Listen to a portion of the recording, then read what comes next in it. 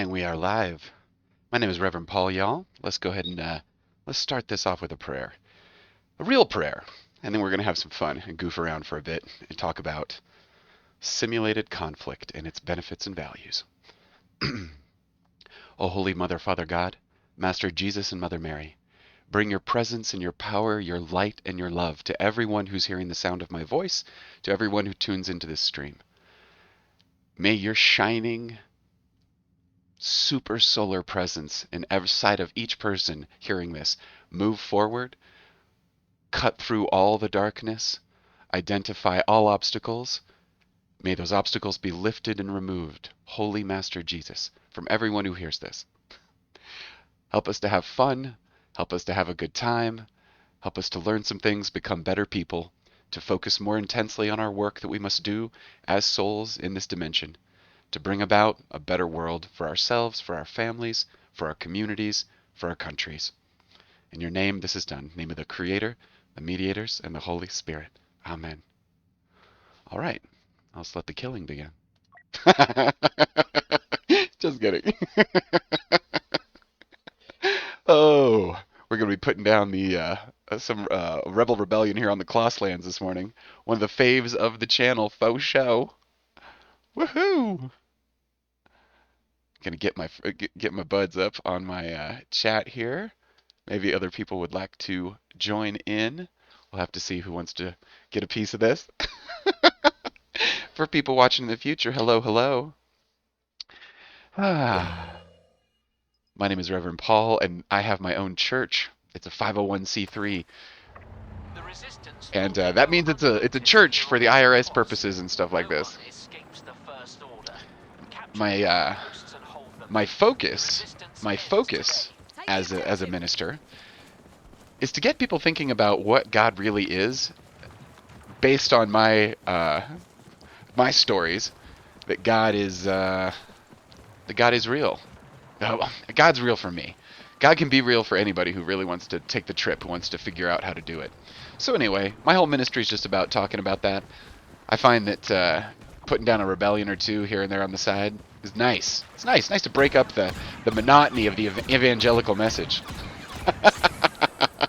Just kidding. Woo! Let's get him! Let's get him! Let's get him!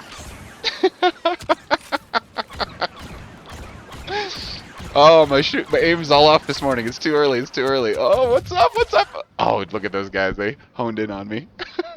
Wilding out in the morning. That's right. That's right. What's up, Sir Volcott? How you doing? Good to see you. We had a nice practice session last night. Didn't stream it. We're still working out the streaming situation, getting all the technologia all set up, all dialed in, all focused. It's funny. I sent my friend Peter old computer I had. It was all wired up with OBS and streaming. The thing just barely passed spec. It just barely could pull off a stream. And anyway, I figured it was going to be a bit of a pill getting it set up. But you know, these are secondhand desktops. You got to make do out here. Sometimes the budget's a little thin in the Empire. Man, these AIs are on expert. They're really making us work for this. They're making us work for it, 'cause they're super badass. Just making us better men out here in these trenches. I think I'm actually a lady right now, but you know what I mean. You know what I mean, Jellybean. This was one of the first games I ever saw where you had to be a girl. Like, you just couldn't shoot. You just were like, hey man, you're just gonna be a girl. Now, there's some badass ladies. I, for example, am some kind of pirate officer. I've got like I think this one's the one with the patch over my eye. Anyway, if it's not this one, it's close by. Looks like someone just gnawed off the leg of the, of their man, and they're trying to figure out what to do next. Anyway, looks like a real killer, real badass. All right. What's up? What's up? For the rebellion! Oops, wrong side. Wrong side. Sorry, guys. Little reincarnational PTSD there. We're always switching sides, trying to figure out what's up and who's who. Maybe it's time to get a better gun. Nah. Let's see how long I can play the opener. How long I can play the opener. What's up? Oh my god, dude, I've got this camera in front of my face. Sometimes it throws me. I was shooting at this optical illusion in my forefront, in my foresight. It's kind of like a gun sight. I guess it's like a gun sight for Twitch. Get your Twitch gun sights all aligned. Well, these guys are pretty unrelenting. My aim is a little high. I'm performing like those Vietnam vets who are always shooting high.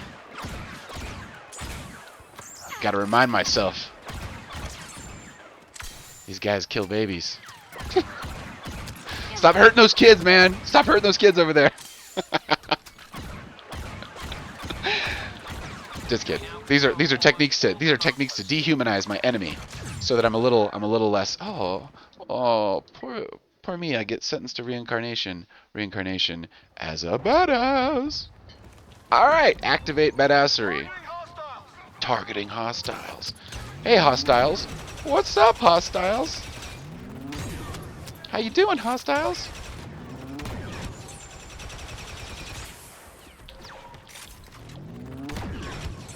These expert level AIs, like, they can shoot. They can shoot. They're no joke.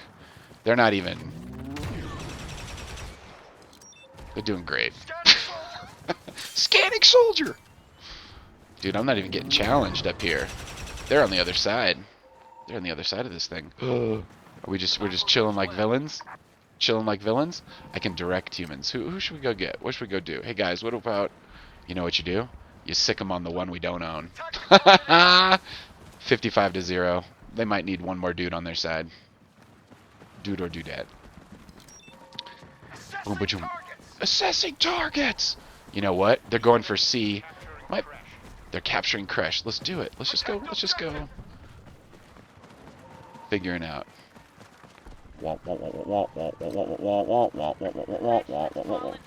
Crash has fallen to the enemy, which will make it twice as fun to get back. What's up? Anybody else want to peek over the side? Combat rush.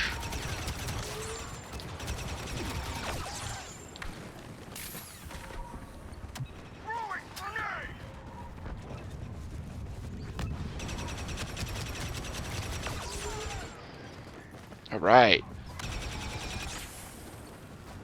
Love the smell of napalm in the morning, man. Targeting the enemy. I bet I can get some valley kills here. Come on. Run into the valley. I dare ya. I double toucan dare ya.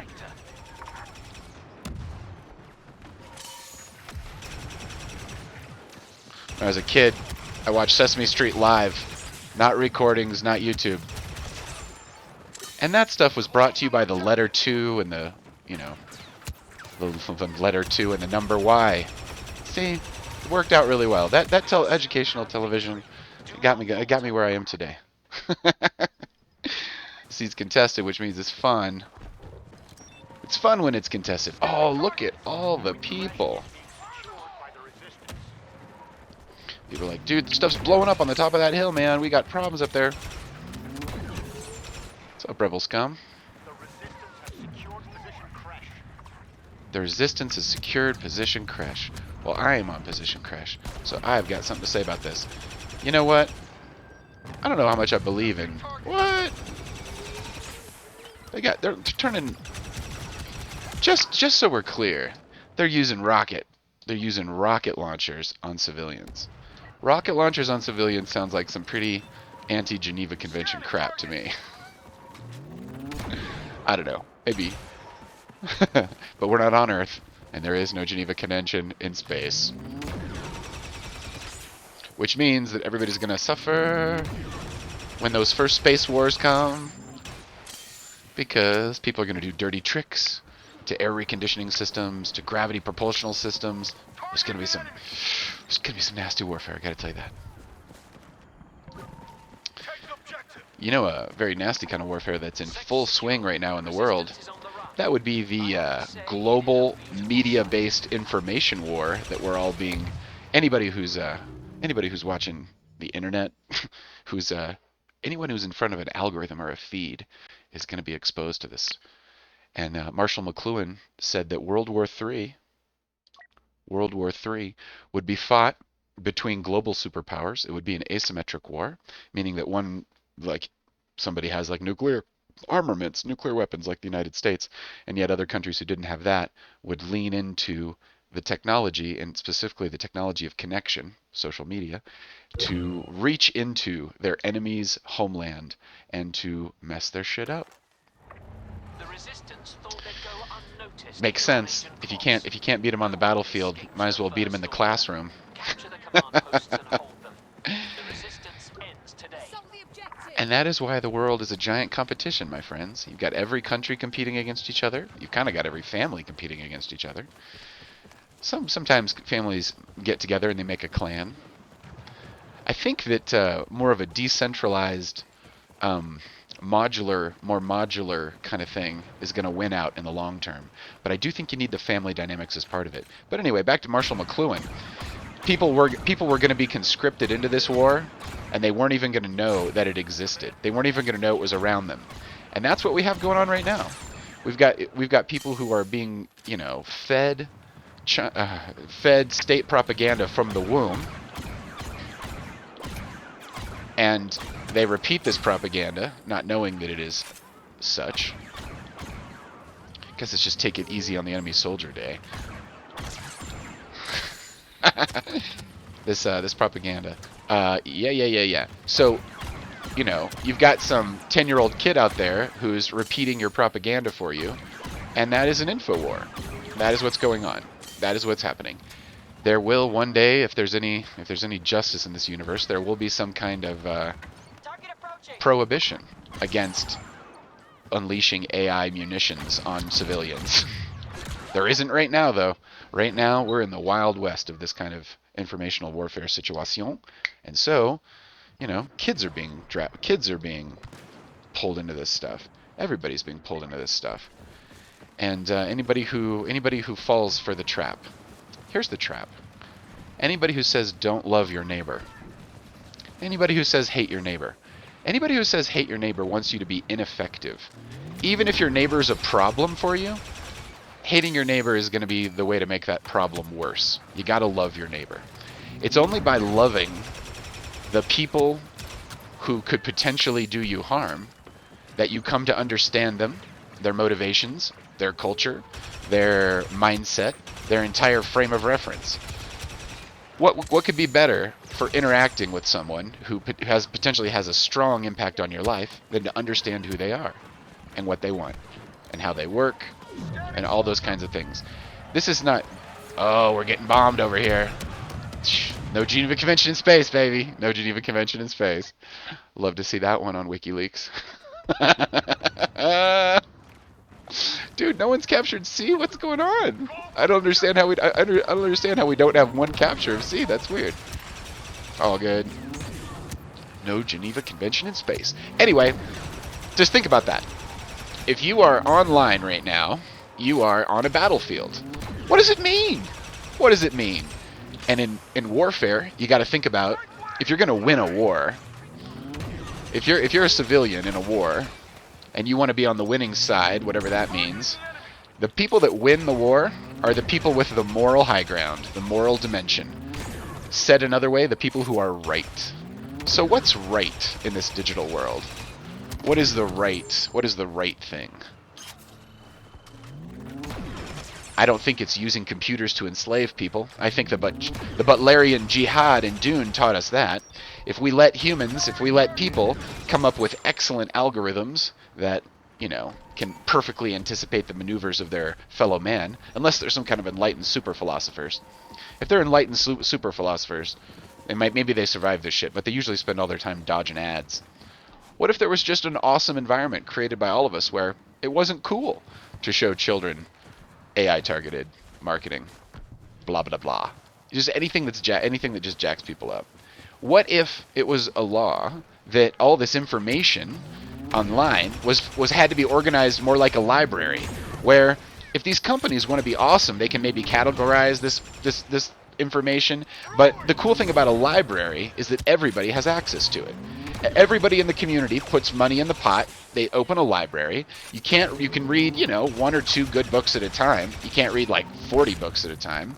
So, you go, you check out your 1 or 2 books, you use it or whatever, and there's a record of who checked out what. These guys are a little too awesome. Combat rush. Well, they are awesome, and they're kicking our asses. They're certainly giving us a run for our money. What's up? What's up? Look at these guys. They're just so good at diving and falling. I'm old school. I'm all like stand and deliver. I feel myself getting hornswoggled here. I'm getting hornswoggled. It just shot me in the shoulder.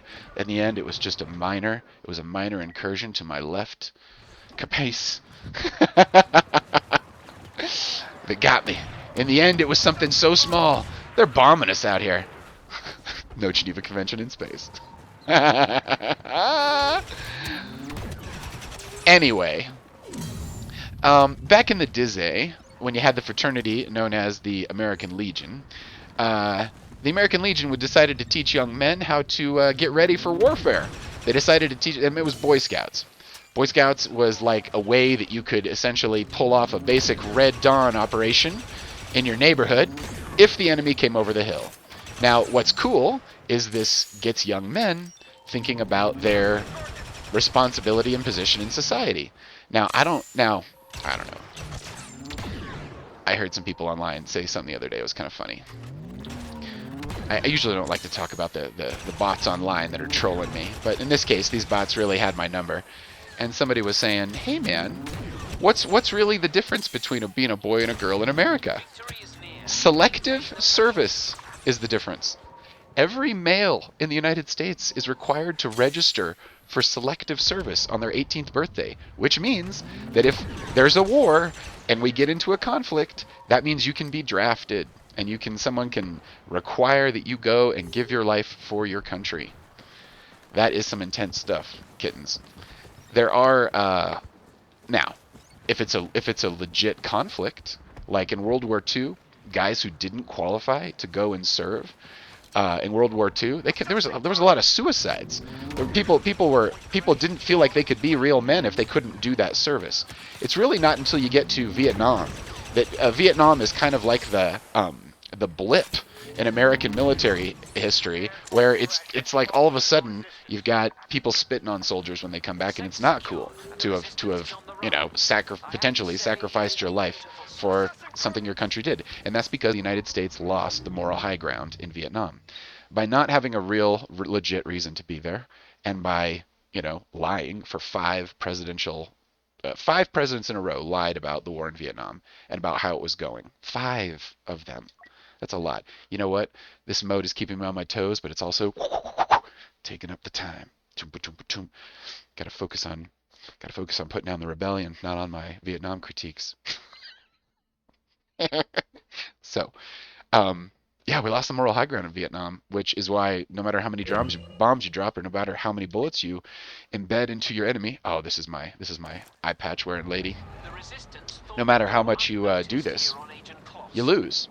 And you lose because you fought without honor, in the sense of your tactics and your strategies.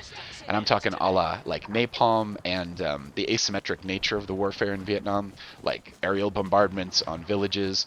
Also the fact that you were fighting peasants. This all adds up, right? It would be really cool to find someone who really knows how to 4th generation warfare out the Vietnam War. But anyway, imagine now that you're in an information war, which you are if you're online. When you are in an information war like that, where is the moral high ground? Where is how do you behave in such a way that is honorable? And that is love your neighbor. Love your neighbor is honorable. I once had a military commander who was I guess more of a naval commander who I really respect. Tell me that the absolute best manual on warfare was Ender's Game. And I was like, Ender's Game? First off, nice choice. Like Ender's Game, I remember reading Ender's Game when it came out. I was 10 years old when Ender's Game came out. Ender was supposed to be like a young kid. I was a young kid. It came out. It was like written for my generation, written for my peeps. And if you guys haven't read the book of Ender's Game, look at this, letting this robot out here doing God's work for me. Anyway, Ender's Game is about a kid. I'm going to spoiler the hell out of Ender's Game here for you. Ender's Game is about a kid who the government recruits, and they put them into a war. They put him into a war simulation, exactly like the war simulation. Not exactly. It's like the war simulation that I'm playing here. Now, spoiler alert, and I think I will spoiler this for you. Ender is actually commanding real guns. Like when Ender thinks he's goofing around. Ender thinks he's just like a goofing around and like, playing with his friends. While he's doing that, what he's really doing is moving real ships towards real enemies, and he is acting in this just this insanely cruel way because he doesn't take into consideration the moral dimension. So what the military did is they took a child and they used children to command these squadrons of real soldiers that were in space fighting these, flying these real craft. And because these kids could be they were completely morally divorced from the outcome, meaning they weren't killing real living things. They were killing pixels on a screen. And because they were isolated like that, they were cruel and they were intense, and the humans won the war. And what he was kind of saying was, this is how humans are. Humans will win. Humans will win. Humans will find a way to win. We have been in conflict with groups of each other forever. We've been in conflict with countries since there's been countries. It's just always the case with people. Humans want to compete for these resources. We compete for these resources. We've got some kind of thing in our DNA that says, hey man, there's a limited number of these resources out here, and you got to compete with the people around you. Now, in an age of abundance, this is not true. So our technologia, is given us the ability to feed every single human on the planet. But as Buckminster Fuller calculated in the 1950s, come on, monkey junk, woo, let's do it. As Buckminster Fuller calculated in the 1950s, there is enough food. What there isn't enough is generosity to share that food. If you had perfect generosity, everybody would eat, everybody would have enough, but people hoard. And so you're talking about you've got a world that has enough stuff in it. Oh, look at him shooting my ass really nicely. And what's up, monkey junk? What's up? Are we fighting? We're fighting. Let's fight. Woo!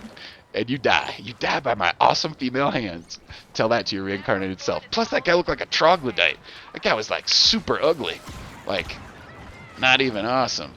Dude, I've got some people watching me. Hey, humans out there in the world. I'm loving that death. I love that death. The reason I love that death because I get a good reincarnation. Okay, so we're losing the game now because we've only got 2 of these suckers out there.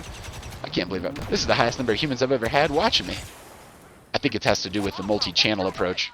I'm out there on like 9 different channels, so I've got like a bunch of people tuning in. Anyway, it is nice to have people listening in live. And also, anyway, let me get back to my point. My point is this.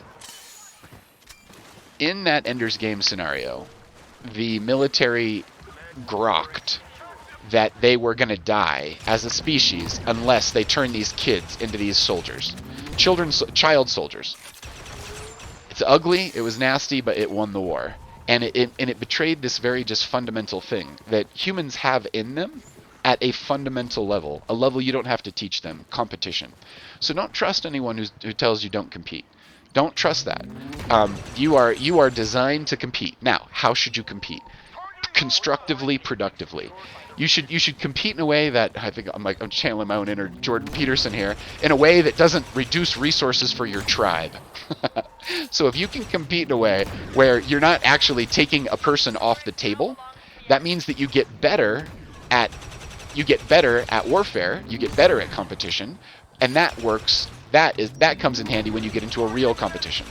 So, when football, for example, is being set up, it's being set up as a war simulation. It is a simulated tribal warfare. We're team red, they're team blue. We're team green, they're team yellow. And we're going to go get these people. and we're going to and it's deep. It's in our bones, and we can rile that up and get it excited. That's why people like sports. They like that sublimated our team versus their team, because at a very deep level you realize if your team is taking resources from another set of chimpanzees, primates, whatever you want to call us, then if you're doing it, look at this guy. What's up? He wants to charge my ass. See, that guy's slow to be easy to school. Easy to school with the fists is what I'm noticing. I beat that guy with a girl just a minute ago. Really, really highly trained girl, I guess. um. So anywho, boom, boom. What is the so? Competition is necessary. It's necessary to improve yourself. It's necessary to improve your group. And if it's done well and in a cooperative manner within a group of people, it can be the kind of thing that increases the health of the tribe. And health of the tribe is something we intuitively understand. So we've got people from faraway groups who can reach out and touch you on the internet, and they are undermining your desire to compete. They are undermining your desire to win, your desire to kick ass and take names, kittens. Why? Why do they want to do that? They want to do that because they don't like the competition. They don't like a hard fight. They don't like a fair fight, an honorable fight. They don't want their nemesis and their enemy to be an expert that will demand the ultimate in terms of performance and execution from them. Why? Because they're pussies. That's why. The honorable thing to do in an information war is to love your enemy. Love your enemy. Realize that they're a part of a group and that they're competing, and that one of the ways that you can help them to become better is to compete strongly, not unfairly, strongly, in a cooperative way, in a maximally cooperative way. This is just good. This is good because it will increase the health of the overall group, humanity as a group. It will also promote health. And what's nice is that when you're fighting in a team, when you're on a rugby team, a football team, or whatever team, when you're fighting as a team, you are part of a tribe, and you are sacrificing and potentially sacrificing your life for that tribe. Now, this feels good. It feels good to be plugged into a group like this. It feels good to be plugged into a tribe like this. There's a whole bunch of thing about, what kind of tribe are you joining? Oh, look at this. They're getting set up on us. Oh, they set up on us. By us, I mean me. Oh, whoops! I didn't mean to go to C. I meant to reincarnate in B. No worries. C looks pretty well owned. Just dead bodies sliding down hills. Yeah, it's hardly any problem here. It's not a problem. But there is a problem at B. Let's go put him down. Oh no, we won. Woo! Fireworks in the eyes, baby. Woo! What are we doing? Blast them. We did blast them. So anyway, what I'm trying to say is that a friendly, good competition is awesome. I think it's important that when you're playing a game, you follow the rules of the game. I guess we're just going to play that one again because it's super fun. Agent Class is so much fun. Yeah. Honor in competition. What you want is an increase of honor all over the place, because if you get a real good, honorable competition, and you're not dying in every competitive interaction, you're improving your fitness. Oh, I gotta get rid of this. I keep forgetting to switch off my. I set up that gun, that turret gun last night when I was playing with Sir Wilcott. I need to put back on my shield. My shield is better for this situation. All good in the hood. See, I'm just fighting with serial numbers. I love these guys, but they're a dime a dozen.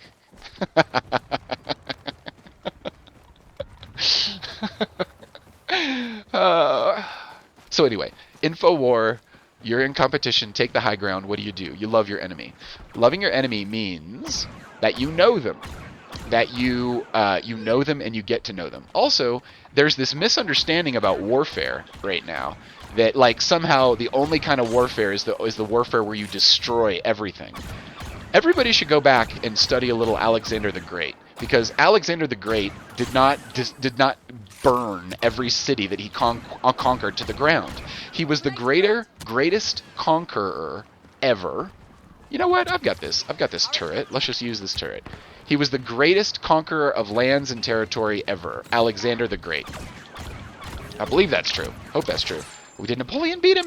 No, I don't think so. Anyway, yeah, Alexander the Great. And what he did is when he rolled up on a town, when he rolled up on an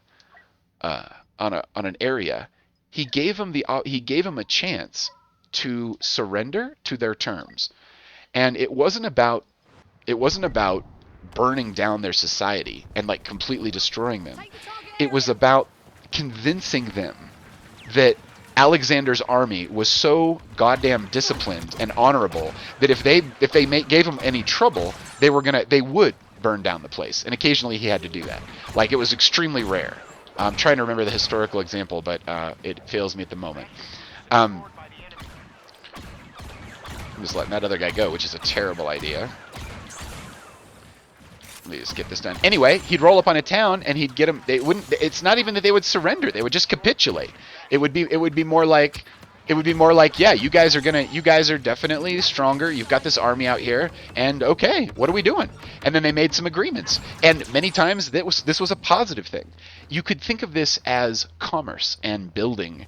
They would conquer the place, and they would be like, yeah, you're going to be sending us some grain as a tithe or whatever, but also you're not going to have any problems with militaries anymore because we're Alexander the Great, and not the Roman army at this point. I'm Alexander the Great, and if you have problems with people, we'll come back here and roll up their families and put them in a carpet, and you'll not have that problem anymore. And they did that shit. They kept the peace like that. These political alliances allowed the human race to grow and to develop and to flourish. So this is an example of warfare curtailing violence. Like, because you had trained, honorable, soldiers who were willing to fight to the death for Athens and for Greece, and and for all these places that they came from. Oh man, Alexander the Great. What was his alma mater from the Greek state perspective? Oh, I'm sad that I don't remember this. This is why I need to play with other people. If I had like 2 or 3 more brains on here, I think we could pull that information right out of the psychic internet. The psychic internet that connects all humans. Man, this is taking a little strategia here. God, I don't like that there's so many of them. Also, it's insanely fun.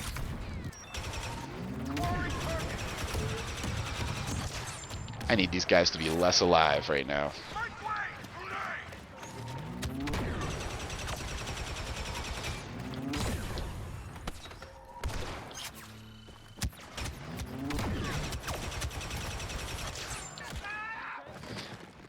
All good in the head. They're like, that crazy mofo out in the bushes, he was a little hard to deal with. And anyway, fighting with honor, your enemy respects you. Anyway, there's this. I'm probably mixing up my generations of warfare a little bit here, but yeah. If someone's saying hate, they're saying get slow, get stuck on this person, get stuck on this situation, get stuck on them being the problem and getting rid of them being the solution. Love your enemy. Realize that you are in a complex world and that you are total victory, complete victory over your enemy is not necessary for psychological safety. It's just not necessary. Humanity has lived in a mixed environment with this stuff for a really long time. And the idea that there can't be anyone around you who doesn't think like you do is just un-American. That's an un-American idea. That is a anti-enlightenment proposition.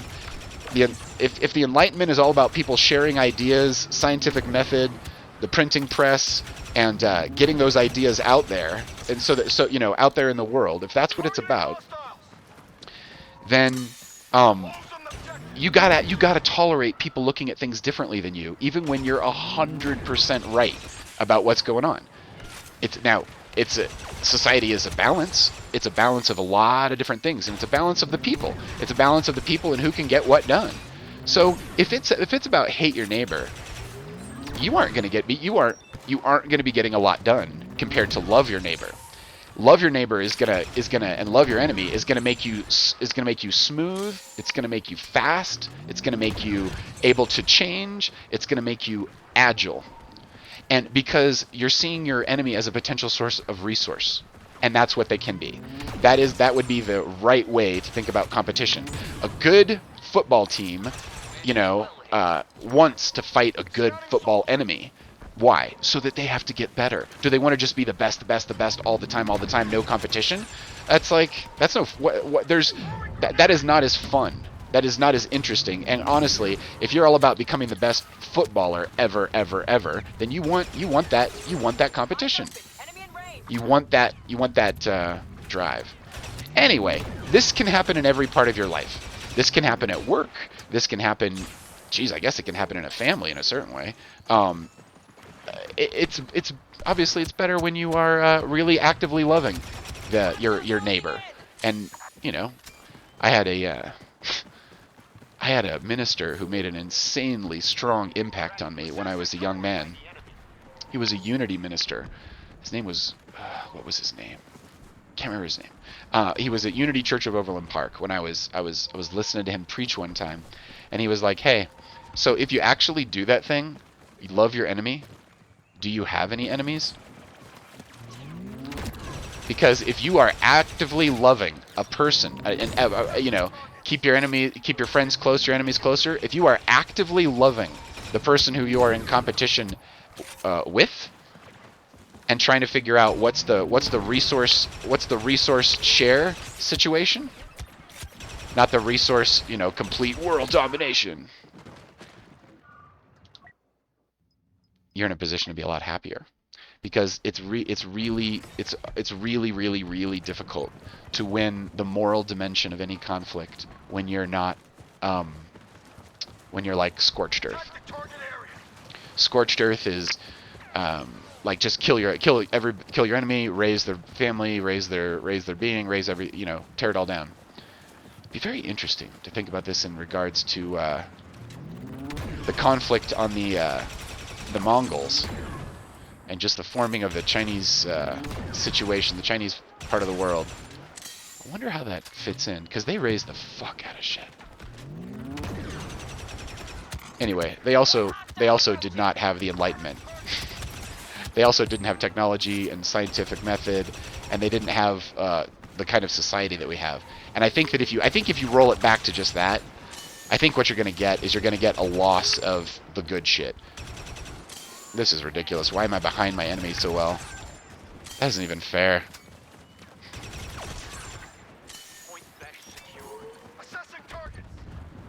We're taking your shit. Those AIs at expert mode, they spread out. They do not camp on they don't camp on their property like I like to. I like to stay close to the home base, you know what I'm saying? Make sure I'm not wandering too far. Anyway, humans have existed in small groups, families, for a really long time. Families have had to bond together to form clans as a survival mechanism. I have heard it described, society as a primary conflict between the family as the organizing unit and the state as the organizing unit. The family being the most ultimate local kind of form of government, but being prone to warlordism. Anytime you have a smaller group of people, the strongest person, if it's in terms of violence or in terms of just physical strength, that person can many times dominate that group. And that's not always that's less awesome for your individual rights and shit as a person in that group. You're going to have a harder time making your case for why everybody should get along in that kind of environment. Anyway, these are the thoughts that keep me up at night. Who is this crazy escalating, ever escalating conflict that we're in online with each other at times. How do you fix it? What do you do? I think you could do a lot worse than listen to Joe Rogan. Joe Rogan is he's got that love for people, man. He's got that love and he's got that respect for people who don't agree with him. That's an insanely American way of looking at life. It is also, if you listen to Joe Rogan talk to someone who he doesn't necessarily agree with for 3 hours, you will hear him be polite. You will hear him be generally kind. You will hear him be generally looking for that middle ground. And quite frankly, that's the highest quality content out there these days. That kind of getting in that flow where you're listening and you're paying attention to the person who's across from you and judging yourself by how well you can connect with them and how well you can put them at ease. Damn, I'm preaching. But like how well you can communicate. It's diplomacy. It's diplomacy. All right, we're going to quit this mode or return to menu. Return to menu. I'm just going to try it. I might be having like 12% more fun if I make these AIs like 5% less awesome. We're optimizing. We're optimizing. We're optimizing. Hey everybody who's watching online, how's it going? How's it going? Let's make those AIs a little less super awesome and let's find something fun. Oh, where's a good place to the Great Temple? I love the Great Temple. The Great Temple reminds me of a culture that might have lived in, like, based on the what do you call that, Angkor Wat, like Vietnam, Cambodia, this part of the world, in an older time. Beautiful architecture. Those Vietnamese mountains. I don't know if you've ever seen these. It's like they've got some kind of deposits where there's like some kind of metal, and it's like in a very close place, and then so you get these mountains that are very tall and thin, and they're very beautiful. Vietnam's a beautiful jungle. I was gonna get sad about. I was gonna get sad about the environment of Vietnam for a second, but maybe I just tell you what it is. My father, my stepfather, died in his 50s from weird cancer because he was in Vietnam and exposed to weird chemicals. I had an uncle that died of a weird cancer in his 50s as well because he was exposed to weird chemicals. So part of the thing with the losing the moral dimension of the war in Vietnam was about using disproportionate munitions, and so using Agent Orange to kill the foliage because it was thought that was helping the enemy. So get rid of the foliage, get rid of the jungle, and as you're getting rid of the jungle, what you're doing is you're poisoning your own troops. People grew up with less dad around, and so that's a tax that we pay as a society. It's a tax my family paid as a society for the service that the men in my family did for our government. They were around less because of the moral choices of the army, I think is a fair way to say that. So, what does that tell us as a society? It tells you how you fight your war means a hell of a lot. And it's not just about living and dying. It's about did you cause more problems with your solution to your problem, or did you get those? Did you balance it right? Did you figure out where the right sacrifices were? I mean, I believe in karma. I believe that I receive everything that I deserve, and then some. I think the government. I feel like the government. I feel like God. That's a crazy Freudian slip. God puts a little sugar on the karma. We can pray for each other. If I pray for my fellow man or my fellow lady or another lady, or I'm not even sure the right way to say that in proper English. If I am on top of that, oh, I'm hearing some Ewok demons are coming for us. Those little fox, where are they? Where are those little fox? There they are! Kill them! Ah! Fuzz bucket, take that, fuzz bucket. Anyway, that was awesome. I can't remember what I was saying. Who gives a shit? What I'm saying is that we are constantly sold that this war, this conflict, this thing is going to be a way to solve our problems. And the thing about taking such strong actions karmically is that you create this ripple effect that goes out for generations of issues and not to mention the PTSD, not even to mention the PTSD. What do we got? We cleared hot over here. What's up? Make room for your own freaking death. So I'm about punching the hell out of people in corners when they can't see. That's my move. That's my honorable move. Woo! Boom, boom. So, I think the key here is to understand what conflict is and to understand how to correctly do it and to understand how not to have to destroy your enemy to win what you're doing, but many times cooperating with the people who could potentially be your enemies could and should be considered a superior form of victory. A superior form of victory is one where you don't have to use Agent Orange and burn down a natural ecosystem and cause birth defects for generations. Where there's still people being born with birth defects in Vietnam. So this stupid conflict is still haunting us and has these and is still haunting the people of Vietnam. And that is not cool. I mean, not only is it not cool, it's not even smart. It's like, what was gained for all this loss? And that's where you see the real tragedy of war. That's where you see, like, oh, so that conflict, people fought that conflict so dirty that we're still cleaning up the mess. You know what I mean, Jelly Bean? So, when people are like, yeah, man, we're just going to go to war. It is such a high cost. It is so important to know what you're doing. It is so important to make sure that you are fighting with honor and you are going to actually win the fucking conflict. It's not cool to go to war and not absolutely be victorious through lack of discipline of honor. I know I'm saying some big words here. Basically, I could see the next 20 years of my life like trying to live up to what I'm speaking about here. But like, okay, sure, sounds good. Love your enemy. Make sure you know where the right conflicts are.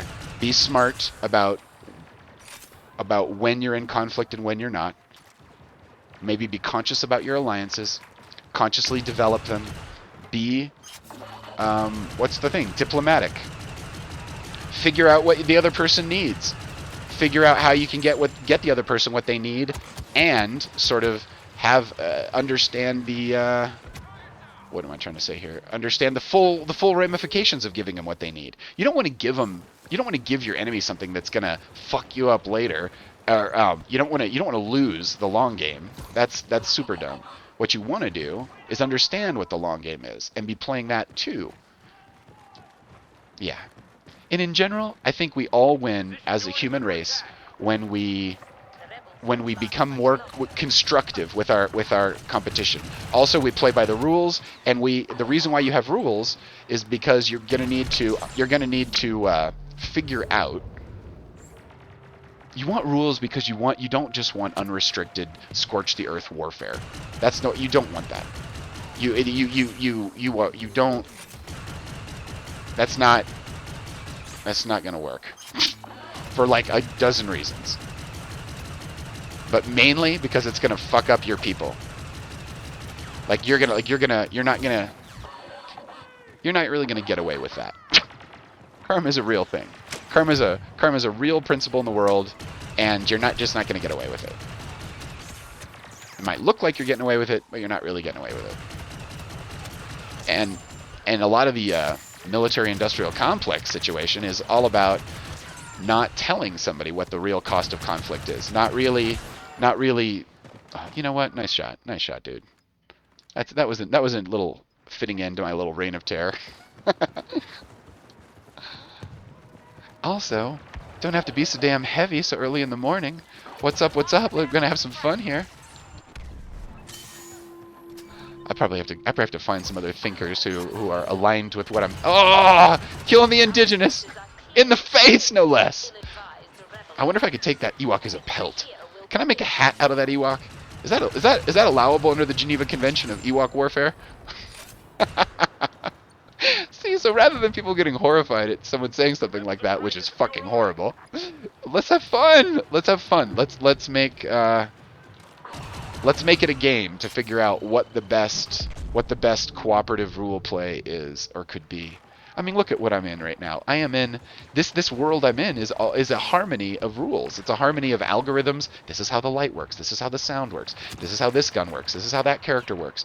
This is like this is an optimization engine for following a rule set, you know? Playing fair. Oh, this person's underground. It's like the tunnels in Vietnam. Shut your front door.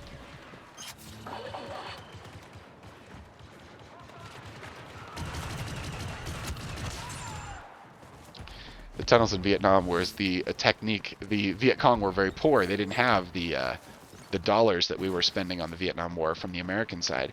And so they would dig these huge underground super warrens, these they were trying to avoid the bombardments. And yeah, they were quite elaborate, and I would imagine insanely scary. It would be nothing more freaky than an enemy that could jump out of the ground at any time. Also, what a perfect metaphor. Living on the ground, living in the ground. An example of an indigenous war. Okay, let's have some fun. That was fun. Yavin for the Great Temple. Was I even in the Great Temple? I guess there is a temple part that I can get involved in, but I was on the outskirts of it. How long have we been kicking ass here? How long have we been kicking the proverbial ass? Has it been a long time? I really wonder. I really wonder. There's some people watching me torture these fools, and that's kind of fun. That's kind of fun. Let's go torture these fools together. Woo! All right. So, how do you get discipline? How do you get follow through? How do you get courage? First off, you understand your environment. This is Boy Scout stuff, man. You figure out how it works around you. In your environment, it might not be about how can I set a fire in my living room. It might be about, hey, how can I cooperate with these people, or how can I make peace with this faction at work, or with that, or how can I understand the needs of the people around me, and then organize my efforts to strategize to figure that out. See all this cooperation, getting structured about the cooperation, knowing that other people require respect, and they require love, and they require communication of those things. Yeah, people. Shouldn't expect people around you to just have to put up with you. You should actually try to love them, care for them, develop them, grow them. At least not hurt them or piss them off or make the situation worse in any time you can. And you actually win. You win by doing these things because you are doing the thing that nature says life will win when it does, which is take advantage of the resources in its environment. Optimize resources in the environment towards life. What is life? Life is harmony. It is growth. It is success of the tribe. It is success of the group. These are things that all people want. All people want their family, their group to succeed. How can we have a friendly global competition to make the best damn family? Who's making the best family? And who's got the best village? Whose villages are awesome? Who has the best decorations? Who's got kids that love their parents? These people are winning the game. These people are winning the game. You know who's not winning the game? This fucking Wookiee. This poor fuck. That would be... Can you imagine if I could skin that Wookiee and run around in a skin suit? Like a Wookiee skin suit? That would be the most badass... That would be better than an Ewok hat, okay? I'm just gonna say, a Wookiee skin suit would be the ultimate, like, oh yeah? Here's what I think about your moon, you motherfucker. Try to take my shit, why don't you?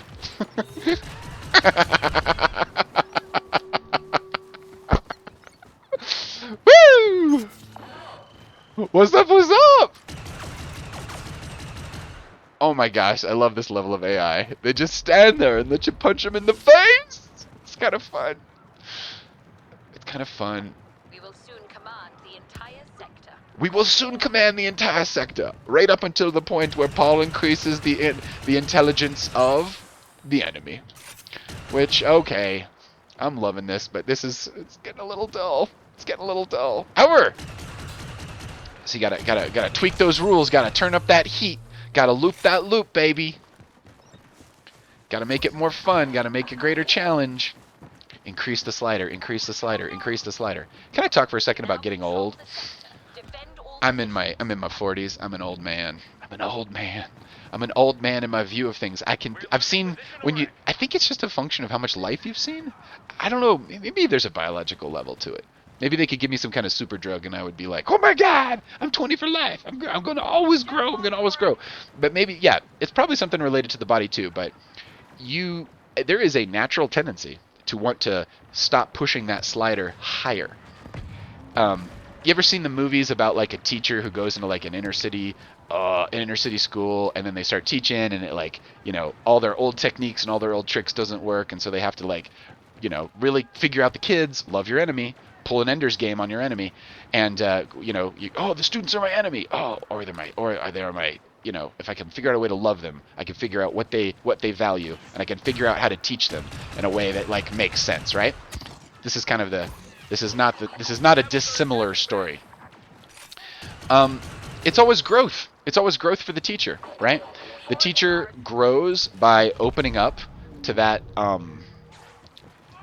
Just blowing up the underbrush around here. What's up? What's up? The teacher grows. Sometimes the teacher dies. I would imagine that I got a chance to, in a way, I was a technology helper and a technology coach for a couple hundred teachers. And I got a chance to meet a lot of cool teachers, and I got a chance to meet teachers at lots and lots and lots of different levels of teaching. And the ones that were growing with their students the most, the ones that were not making it a confrontation with an enemy, but the ones that were making it a love thy neighbor, love your enemy kind of situation, those guys were having the most fun. They were older people that could have been tempted to just assume they knew everything, and that they were the experts and everybody else just needed to listen to them. No reason to relate to the next generation, etc., etc. The ones who got the closest and listened the most had the most fun, and they got the most change, and they were the most successful. I saw teachers failing all over the place because they were doing the same thing the politicians want to do. When a politician gerrymanders a district, they are choosing their voters. They are saying, I don't want to work so hard to go out there and figure out what these people want and then give it to them. I don't want to work hard, so I want to gerrymander. I want to tilt the game so that I don't have to work very hard on this stuff. The teachers that were taking that kind of approach that I worked with were failing. Personally, they were miserable. They were always angry. They were always like, "Oh, these kids, whatever, don't get them." That's a perennial issue when there's cultural change. Technology is driving all this cultural change, and so we have got a lot of stuff to work out as a society. And plus, we're introducing a ton of change. Like today, someone's disrupting something, and it's gonna change the whole game for everybody again. Oh, hey, we're losing a little bit. Nice. Someone's gonna disrupt. Someone's gonna change it, and everybody's gonna have to cope with that change, that change debt, that change burden. What's up, monkey? Boom. That was a little bit awesome. You know, it'd be fun if we had to bury these guys. I don't know. Burying the enemy, that would be, wouldn't that be so funny? As if all of a sudden, like, the peace pipes come out, like... Meaning that we have some kind of ritual where we all like, shake hands at the end of the game. That would make it a more fun game, I think. I think that would be more fun than I think that could be more fun than a simulated, genocide like we're involved in here. Did you hear them at the end there? The rebels have been wiped out. That is some empire level thinking about what conflict is and the rules of conflict. Oh shit, dude. But it's also fun. It's also fun competiciones. What's up, world? How's everyone shaking out there? Electric Bacon, how you shaking? If you type in things on any service that you are talking to me through, I think I'm on like 9 services right now, all those messages whoosh, get drawn back to the mothership. I think broadcasting at 6:30 in the morning on a Saturday might be a recipe to miss the kids, as they might say. This is my old man and me talking. I'm like, no. Early bird gets the worm. Let's go kill some rebels. First thing. I'm going pro. I'm going pro with the rebel killing. But anyway, how do you translate some of this kind of shit we're talking about into your real life? Well, I was laying out some of the social dimensions of that, right? Understanding your environment. In an OODA loop perspective, that's the orient. You need to orient, observe. You observe first, and then you orient, meaning you figure out what your orientation towards this is. And what, regularly everything can change. You hear someone talking in the break room at work, and they are talking about something that's important to them. You can update your map of the environment that you are in. You can take note of that for the purposes of building alliances, for the purposes of understanding challenges, for the purposes of understanding the communication techniques and strategies of other people. But do you see how active that is, though? Do you see it's like do. It's like get active, get active, get active. That's the key. Get active, stay active. It's all about not falling asleep on the job. Okay, so if you are active and you are engaged like that, and you are moving forward, um, you will you become a player. You become a player in the space. You become an influence in the space. So many people talk about meaning and they want to make an impact and they want to do this and that. Just do it with the people around you. And at some point, you're going to need a system. You're going to need some kind of strategy for collecting this information, all this intelligence, I should say, and putting it all together and figuring out what it is you're going to do about all of this. This is also fun to do with friends. So you don't have to do this by yourself. You can bring in someone else who is similarly aligned with you in that space, like a friend. Like this is why we all find friends in like grade school and stuff like that, like a best friend or whatever. It's someone who can kind of you strategize and you go out on recess and you talk about how you're going to figure what this means, and you're basically trying to make sense of your environment with the help of another person. This forms the basis of a very simple type of community. Now you've got two people. That's a start. You get three people, and you've got a little gang going. You got a little tribe. You got a little group. 4 or 5 more, and you start to get to the point where people will want to join you, not because of the contribution that they can make, but because of the resources that they can draw down from the group. So when you get this free rider problem with groups as they get bigger, and the way that you can sort of sort your way through that problem is to have it's like accountability, right? Like everybody has got to like pull their weight. Everybody has got to contribute to the group environment. Has got to become a positive. You got to be evaluated for your contribution.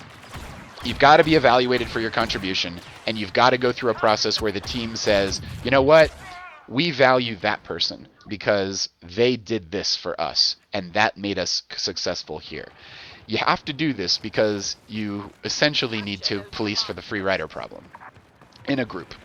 All right, you guys are fucking with the exact wrong people in this situation.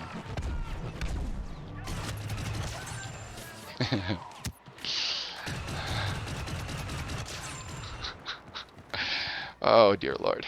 Oh dear Lord. Okay, so I'm laughing here, and I'm wondering if I can bring this up. There was the black guy there who was on the rebel side who I just shot in the face. All right, here's the problem with diversity, equity, and inclusion in a game of war. And this is a larger problem with the Disney way the way that Disney has handled this property.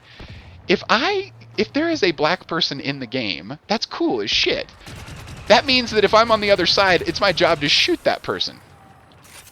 I mean, I don't know. Maybe like the thinking is we're in a galactic war, so we want to make sure everybody's in the war. What if in this galactic war, all the black people stayed at home because they had some sort of awesome local tribal experience, and they didn't find themselves on some enemy moon pulling the trigger from some terrifying death trooper? What if that was success?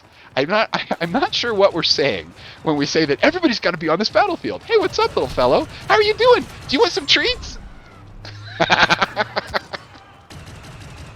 I think that's a no. If you just mess with an Ewok long enough, he'll use his superpower on you, which is like these little will-o-wisps. It's kind of a cool effect. It's kind of like if you hung him by his toes and like tickled him, he would eventually get you with the will-o-wisps. Anyway, maybe I try that next time.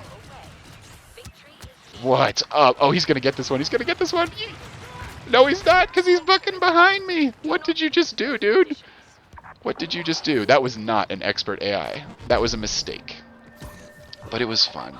That was a fun mistake. Thanks, computer. Thanks for taking it easy on me. Also, this effect applies to Yoda. I grew up thinking Yoda was the shit. Yoda was like this enlightened alien from another galaxy who decided to take on this white kid, Luke Skywalker, who, you know, I guess because I was white, I never really thought about that being like a different culture. I always thought it was cool that I was like, oh, Luke Skywalker's a farmer. He's like a moisture farmer. I'm on a farm. I'm a grown up on a farm. There was a lot of alignment there. Now the cultural alignment smaller, but I didn't even think about it in racial terms. Anyway, that mind didn't exist. That morphogenic field of choices had not been nailed down in the human mind, so it really wasn't out there a ton for me as a kid. But anyway, if I am Yoda, I love Yoda. Yoda was like fucking cool, dude. Yoda was like discipline and success for Luke Skywalker. He was a mentor. He was a teacher. He couldn't be snowed. He knew he was strong enough to help Luke Skywalker grow as a person, and that is why Yoda was awesome. I cannot tell you the number of times in this game that Yoda has fucked up my ass, has taken a lightsaber and put it between my fucking eyeballs. I hate fucking Yoda. I hate him because of my lived experience. I hate him because I don't really hate Yoda. But what I'm saying is Anakin Skywalker, okay, Disney's like, hey dude, this is awesome. You can be Anakin Skywalker. Just think it through. Someone else has to be your enemy and gets to shoot Anakin Skywalker in the face and gets to watch Anakin Skywalker loom over them and teabag them as they die on the battlefield in glorious dishonor. I literally, when I watch these movies now, I'm like, all I'm thinking about is the 50 times Han Solo like blasted my ass. It's a terrible idea. Make this shit neutral. Make this shit neutral. Don't, I don't know. I think you make it neutral by, how do you make it neutral? Don't put your heroes in the story. Like Han Solo talks to you. Han Solo's cool.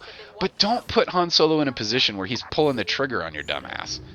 Like that's just like destroying the character. It's like, I don't want to be Han Solo's enemy.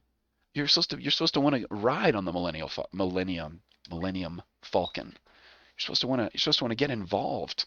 You're supposed to want to follow Han Solo around and be like, hey Han Solo, what cool tricks have you learned out there in the universe? Can I be on your heels here for a little bit? Help reload your fucking blaster or something while you're doing some other shit? Teach me how to fly a Millennium Falcon, or I don't know, be a smuggler? See where I'm going with this? Human connection, kids. Human connection. Those troublesome rebels have eluded us long enough. How do you do it practically? Have a system. I teach the triple stack. The triple stack is 3 technologies. The first technology is for your own emotional well-being and for your heart. It's called heart math. It's focus, flow, and feeling. And then flourishing, really, is the 4th thing. Focus on this area of your body. Feel your breath. When I'm pointing to my heart. Feel your breath flowing through your heart. Focus, flow, and feeling. Invoke a feeling of love. I use puppies. I use my kittens sometimes. I use sunsets. I also use sometimes my siblings and other people who I really care about and love. Okay? That is when I am in that feeling. I'm looking for a little pop here. I was looking for a little pop on that grenade and it wasn't coming. I gotta tell you though, this is my favorite skin suit. This guy right here, he is so freaking cool. You know what? I think I've got this on 3rd person view.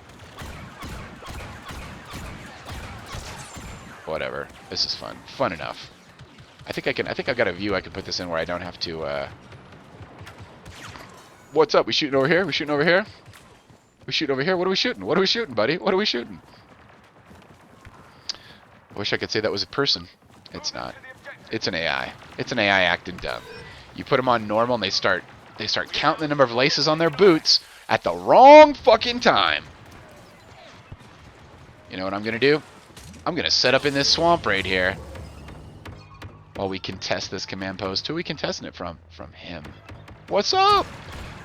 What's up, my friend? My rebel friend? Want to fight to the death? Want to fight to the death? Okay. Let's get back in the game here. Let's get back in the game. Come on. Let's go take our shit, guys. Come on. They got 10 points on us. They got 10 points on us. You know what? If anybody wants to help, I'd take some help over here. We got a lot of troops on the ground here. What's up? What's up?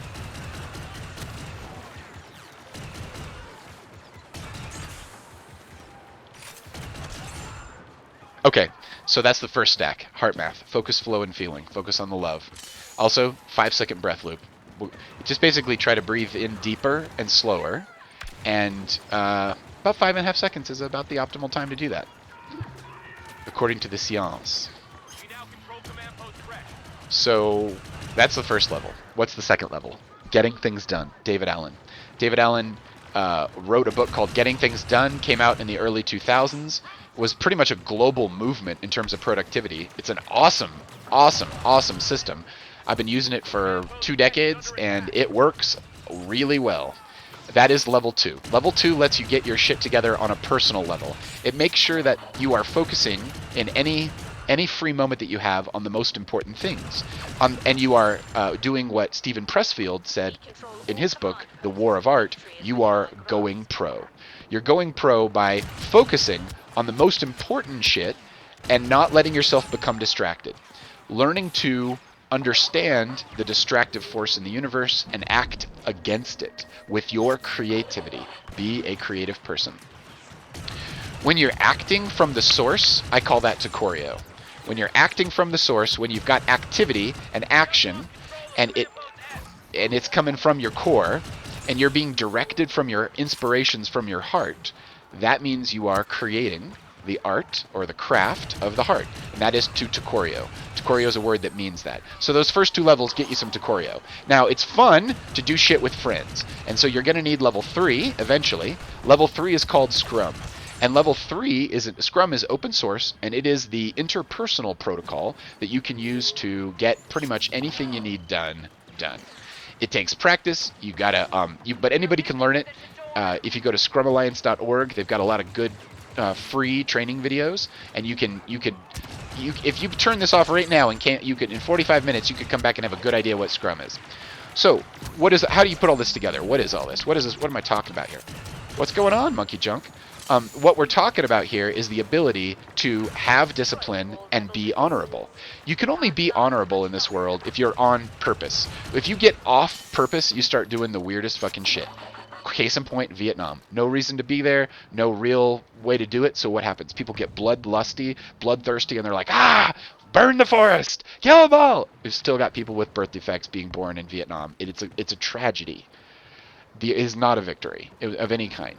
And, yeah, so, what am I trying to say here? You can create a personal pattern of victory and a personal pattern of awesomeness in your life, whenever you choose to do it. Whenever you choose to take responsibility, Jordan Peterson, treat yourself like a person you're responsible for helping.